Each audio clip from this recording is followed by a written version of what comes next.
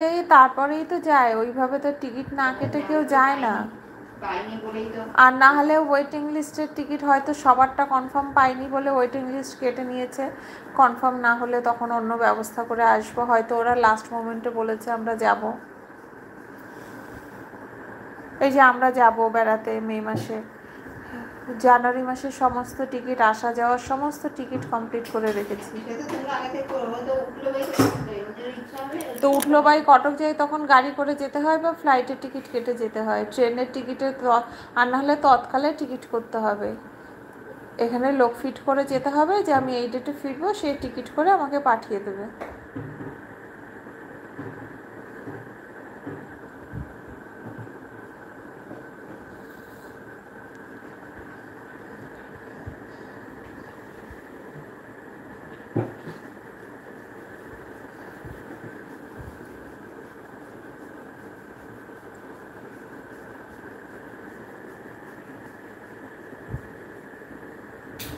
আর ওর তো কেউ নাইও যে কাউরের জিনিস দেবে থেবে, কেনাকাটা করেছে ফ্যামিলির সবার জন্যে।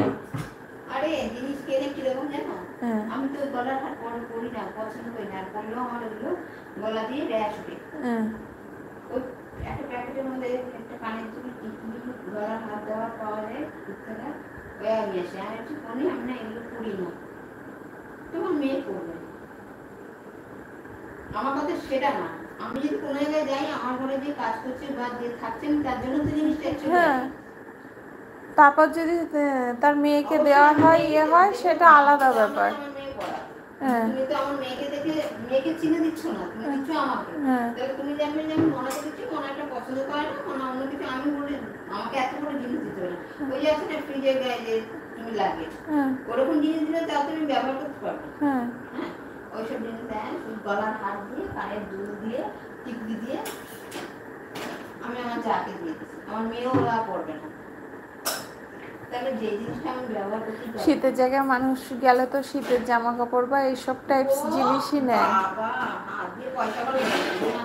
তো সেটাই তো বললাম। তারপরে আত্মীয় স্বজন, এই যে ধরো বাড়ির ওপরও যে জেঠুর মেয়েরা আছে বা তাদের ছেলে মেয়েরা আছে, ওদের তো মনে হয় সেই সম্পর্কও নাই।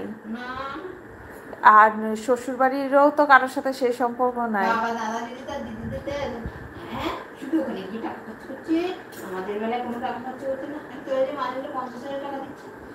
মানে ওর তো কেউ নাই তাহলে। দাদা নিজস্ব স্বাধীনতা নেই, দাদা যে দিদি ভাগনারা আসে, ধরো ওই যে মেয়েদের কি বলে ভাগ্নি আসে, ভাগনা, তো ওরা আমেরিকা থেকে যখন আসে মামা হিসাবে কিছু দিতেও পারে, ওরা চায় না, ওদের অনেক আছে, কিন্তু মামা হিসেবে ইচ্ছে করে যে আমি ধরো ওরা খেতে ভালোবাসে, ওদের বিরিয়ানি খাওয়ানো, ধরো দাদা বলতে হ্যাঁ দাদা বলতে নিয়ে এসে খাওয়ানো, আর আমার বউ বাচ্চাদের কথা ভুলে গেল। আমার মাকে কতদিন বলেছে যে চলো মা আমি দাদা বৌদিতে নিয়ে গিয়ে খাওয়াবো, এদিকে নিজের দিদি ভাগনা, কেমন লাগে? তোর মাকে কেন নিয়ে যাবে? আর ওর মাকে পছন্দ করে না বাইরের খাবারটা। না না, ওর মাকে কেন নিয়ে যাবে? ওই জন্য তো খোঁজে নেয় না, এগুলো যে শরীরটা হলো একবারে তো বলেনি মা আপনি কেমন আছেন, কি বলে তোমার যে জামাই ষষ্ঠী, জামাই ষষ্ঠীতে আগের দিন জামাইকে যা ছেড়ে কাপড় পরে দিল, পরে দিয়ে বলছে ইচ্ছা হলে এসো জামাই ষষ্ঠীতে, না ইচ্ছে চাইলে আমি কি করবো? আচ্ছা এই কথা বলে কোন জামাই আসছে, কতবার জামাই থাকবে না?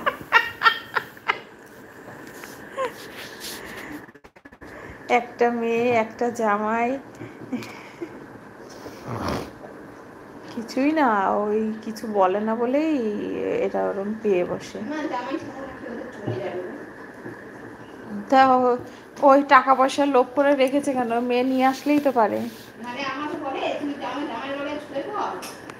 ইচ্ছি রে চৈতালি, তোমার জায়গায় আমি থাকলে আমি কবে ও বাড়ির কাজ ছেড়ে বেরোয় আসতাম, মুখ দর্শনও করতাম না।